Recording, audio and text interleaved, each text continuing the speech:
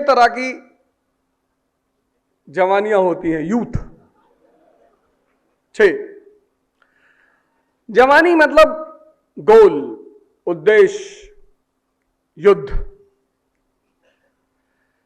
पहली जवानी होती है, उसको बोलते हैं राजू मॉडल। पहला मॉडल है राजू मॉडल। राजू मॉडल की जो जवानियां होती हैं, वो अपने घर की परेशानियों से त्रस्त होती हैं। बाप बीमार होता है, मां कमजोर होती है।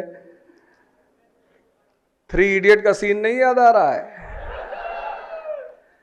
उन्हें नौकरी करनी है, किसी तरह अपने परिवार को बाहर निकालना है, बाकी कुछ भी नहीं है। उसको बोलते हैं राजू मॉडल जवानी। दूसरी जवानी है फरहान मॉडल। पापा कह रहे हैं कि आईएएस बन जाओ, पटेल का लड़का बन गया है, 6 करोड़ दहेज मिल रही है। पापा के चक्कर में जो है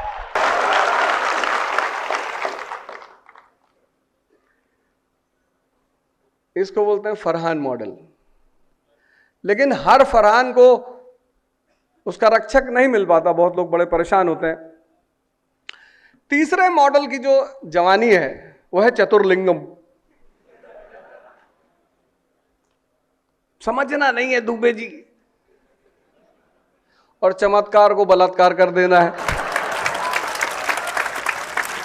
किसी भी कीमत पे लोगों को सताना है, परेशान करना है, गिराना है। एग्जाम टाइम में दूसरों के कमरों में ब्लू किताबें फेंकनी है। ये तीसरी टाइप की जवानी है। चौथी जवानी है बबलू मॉडल। बबलू भैया पहलवान बनना चाहते थे, माफिया बन गए मिर्जापुर में। ये होती है बबलू मॉडल जवानी की तकदीर कहां से कहां लेके चली गई कि अगली बार मुन्ना भैया हमारे घर आए, वापस ही नहीं गए। गुड्डू भैया बबलू भैया एसएससी में जाना चाहते थे। हाँ, बबलू भैया एसएससी की तैयारी कर रहे। ये चौथी मॉडल है।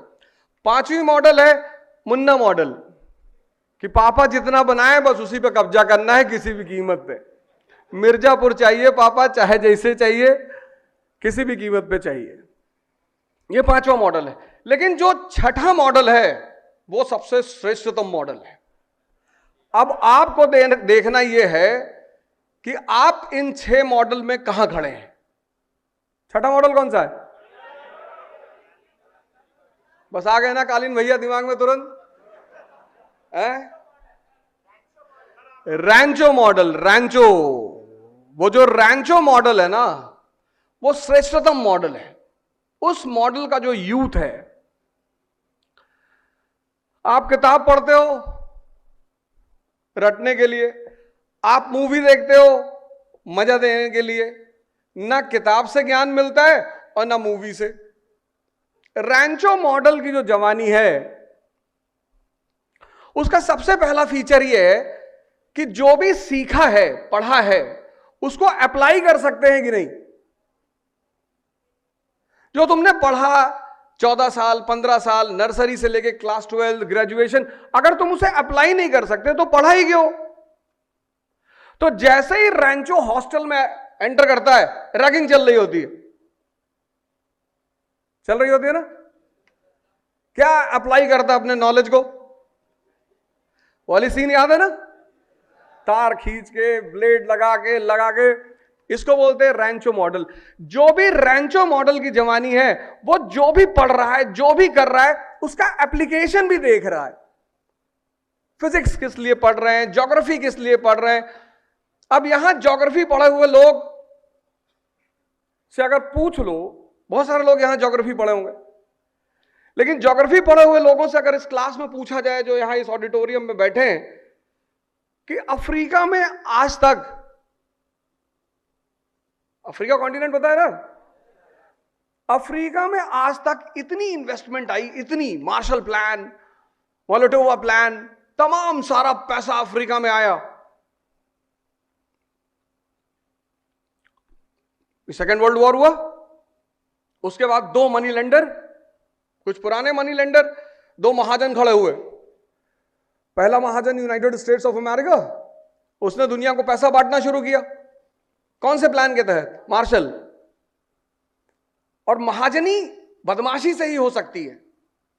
तुमने 50 करोड़ रुपए बाजार में बांट दिए, अब साइकिल से ब्याज लेने थोड़े जाओगे, और साइकिल से ब्याज लेने जाओगे तो वापस भी नहीं आओगे। तो 50 करोड़ रुपए अगर मार्केट में बांट रखे हैं 10% पे, और हर महीने वसूली करनी जानी है, तो कम से कम 10 फॉर्च्यूनर, और आगे की फॉर्च्यूनर में तुम बैठे हो, तुम्हारे साथ एक ब्लैक बैठा हुआ है 6 फीट 3 इंच नंगी तलवार लिए हुए, और तुमने शोरूम के सामने अपनी गाड़ी रोकी और बोले कि लाला जी, हाँ भैया। तो 1949 में बना महाजनों का संगठन नाटू।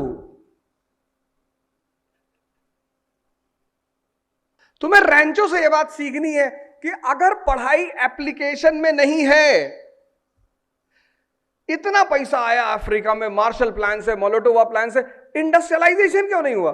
अब यह बात जो लड़का ज्योग्राफी पढ़ता है कायदे से, वो बता सकता है। यह पहली चीज है जो तुम्हें रैंचो से सीखनी है कि नॉलेज का एप्लीकेशन।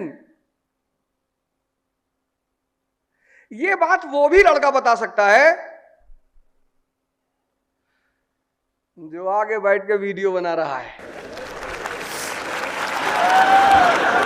इस वीडियो ने एक नया भिखमंगा पैदा कर दिया।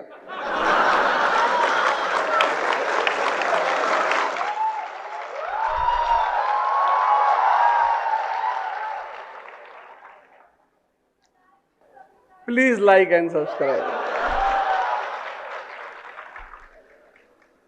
हमारा जो सोशल मीडिया लोग देखते हैं, अभी जस्ट शुरू हुआ, तो उन्होंने हमसे कहा एक बार आप वीडियो पे बोल दीजिए प्लीज लाइक एंड सब्सक्राइब। हमने कहा आरा मशीन में लगाएंगे तुमको।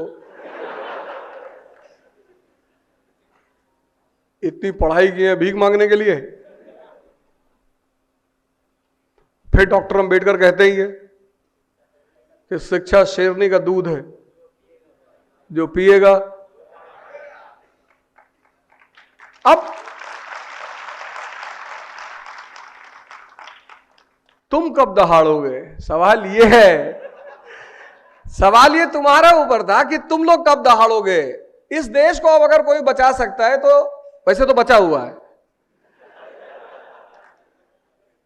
2047 तक हम महाशक्ति बन जाएंगे, प्रधानमंत्री कोई भी रहे।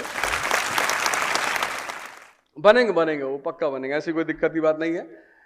देखो, जैसे जीवन में उठापटक आता है, ऐसे राष्ट्र में भी आता है, वो सब चलता रहता है, वो कोई बड़ी बात नहीं है। एप्लीकेशन ऑफ नॉलेज तुम रैंचो से सीख नहीं पाए। मैंने कहा ना कि जो लड़का मॉडर्न इंडिया पढ़ा होगा और खासकर फ्रीडम स्ट्रगल, वो भी बता सकता है कि अफ्रीका में औद्योगिकरण क्यों नहीं हुआ। कोई है शूरवीर जय श्री राम वाला जो हाथ उठा के बताए? पहले नारा लगाए फिर बताए। नारा लगाना बड़ी बात नहीं है, नारा लगाकर क्रांति करना बड़ी बात है। नारा तो कोई भी लगा दे, 100 रुपए दे तो लोग नारा लगा देंगे, लेकिन नारा लगाने के बाद जज्बा है ना चाहिए क्रांति करने का। माइक दो यार, आज इन लोग की क्लास लें, इतने लोग